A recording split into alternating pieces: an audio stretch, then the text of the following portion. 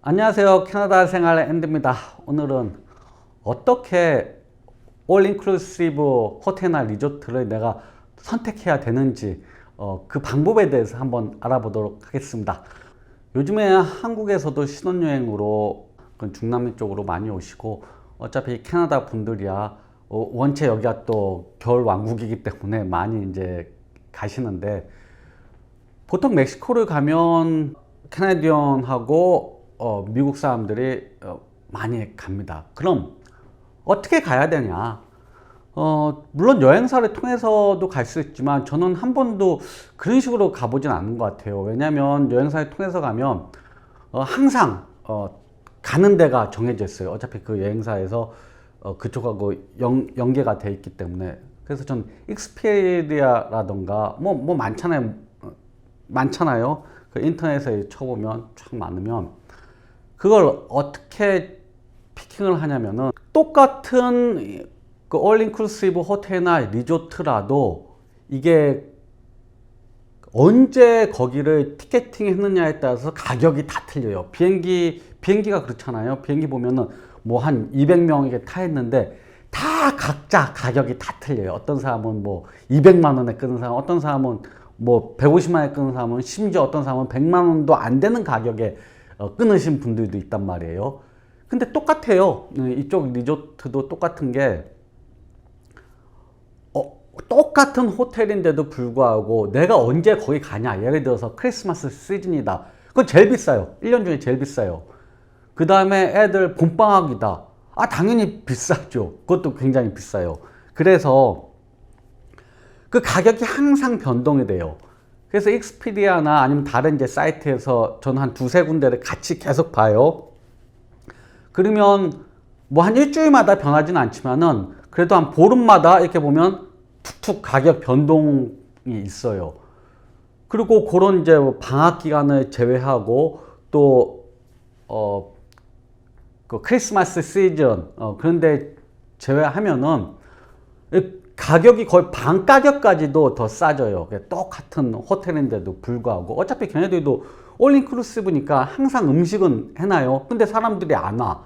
그러면 안 되잖아요. 그러니까 그때 이제 조금 가격을 뭐 한 10% 20%가 아니고 뭐 40%, 뭐 심할 때는 50%까지 더 다운을 시키는 경우가 있어요.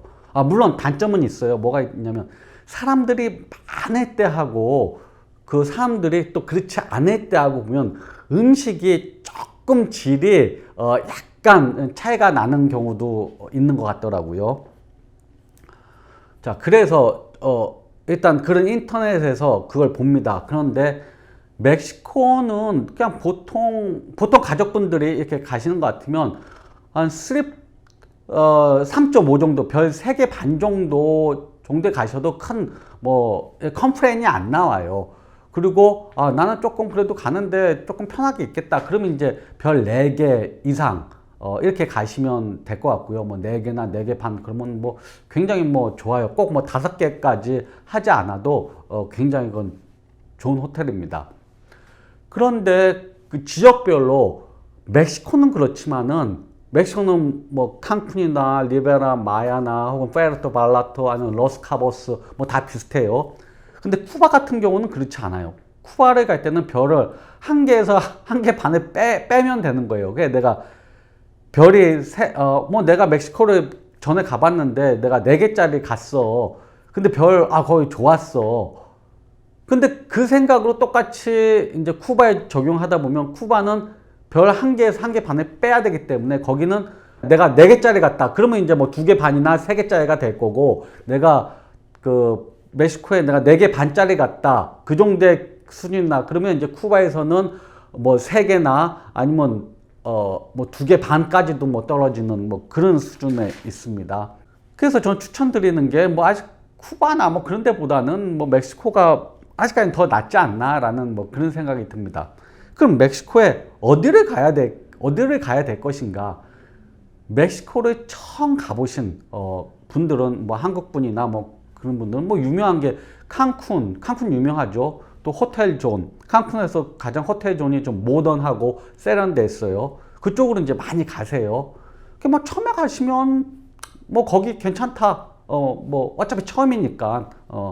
그런데 내가 한 두 번째다. 그러면 굳이 거기를 호텔존 쪽으로 계속 갈 필요가 없어요. 왜냐면 그 가성비가 호텔존 쪽보다는 리베라 마야 쪽, 같은 칸쿤이에요. 근데 그 다른 쪽이 훨씬 더 가성비가 좋아요. 그러니까 어차피 올 인클루시브 호텔은 내가 쉬러 왔기 때문에 뭐 크게 뭐 돌아다니거나 그러지 않고 호텔 안에서 많이 지낸단 말이에요. 내가 정 뭐 심심하고 그러면 뭐 한 번 정도 마켓을 간다라던가 뭐 하루 정도 뭐 액티비티를 하러 잠깐 나갈 수는 있지만 대부분의 시간은 거기서 지냈는데, 그렇기 때문에 어느 지역을 가도 거기는 다 똑같은 거예요. 그런데 같은 칸쿤 지역에 그 호텔 좀보다는 거긴 좀 모던하고 리베라 마야 쪽은 좀 자연 친화적이에요.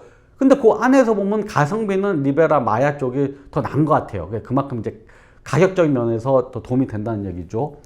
그리고 뭐 푸에르토 발라토도 그 호텔 안에 있으면 다 똑같아요. 근데 푸에르토 발라토는 이제 파도가 세요.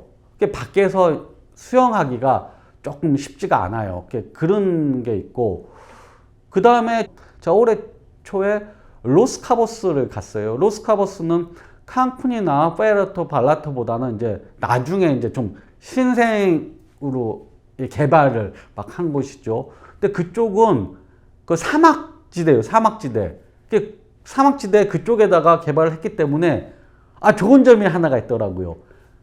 칸쿤 가보신 분들, 칸쿤 가갖고 이게 날씨가 좋은 날씨를 만나기가 그렇게 좋지가 않아요. 칸쿤 왔는데 난 일주일 내내 날씨가 좋았다. 아주 럭키한 거예요.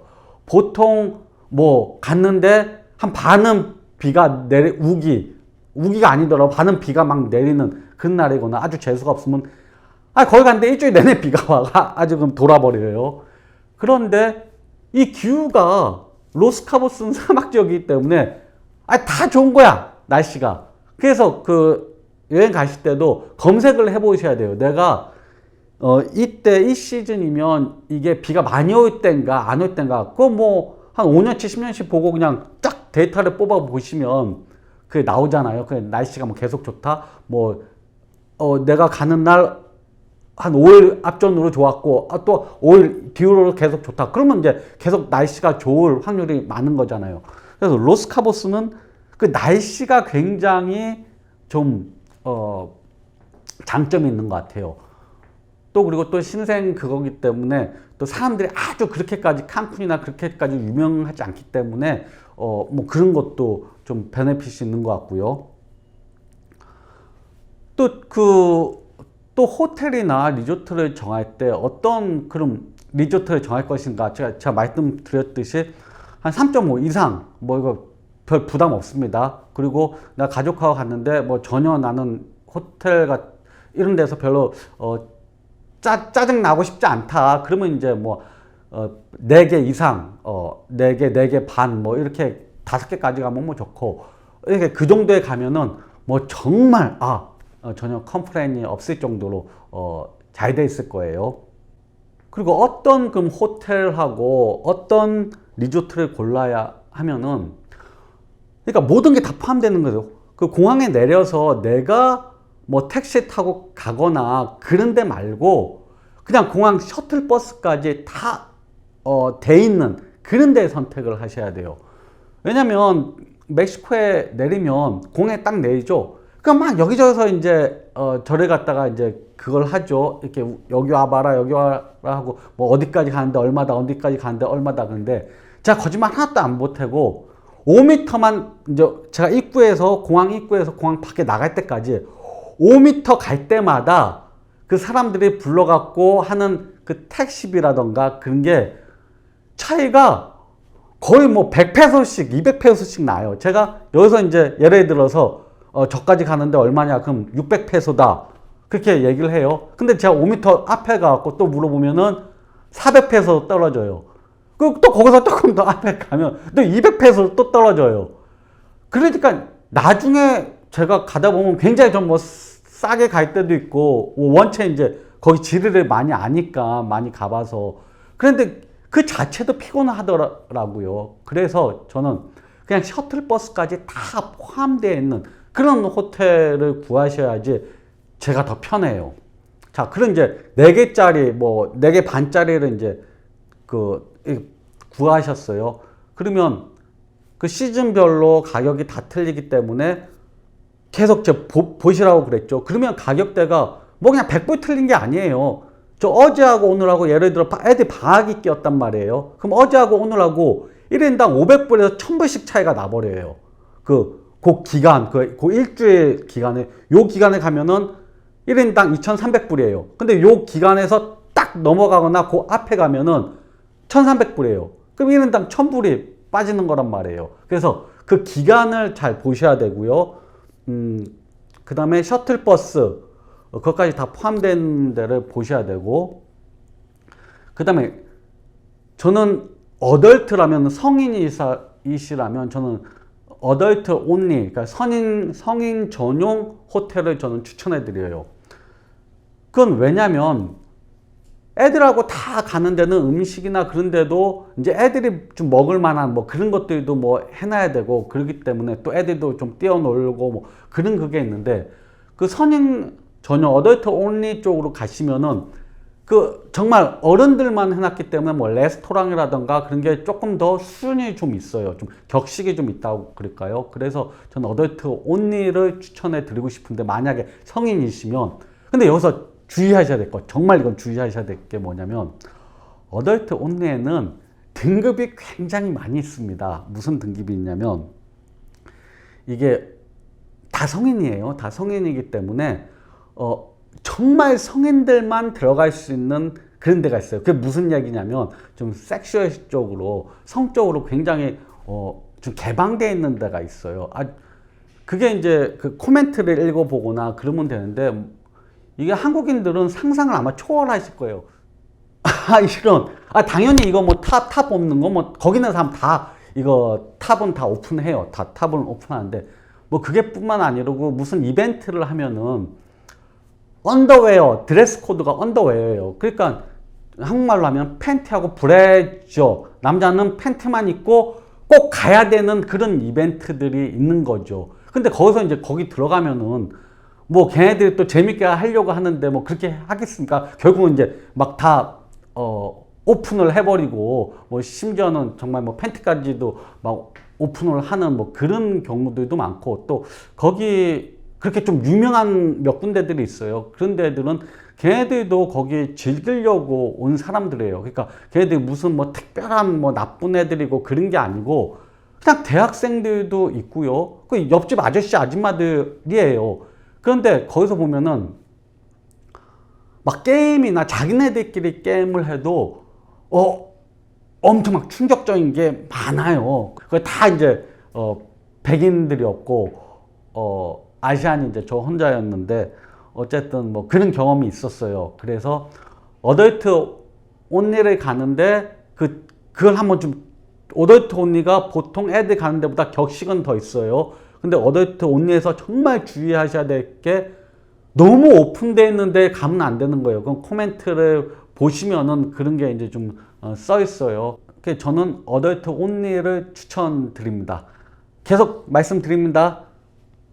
어덜트 온리 등급 되게 많습니다.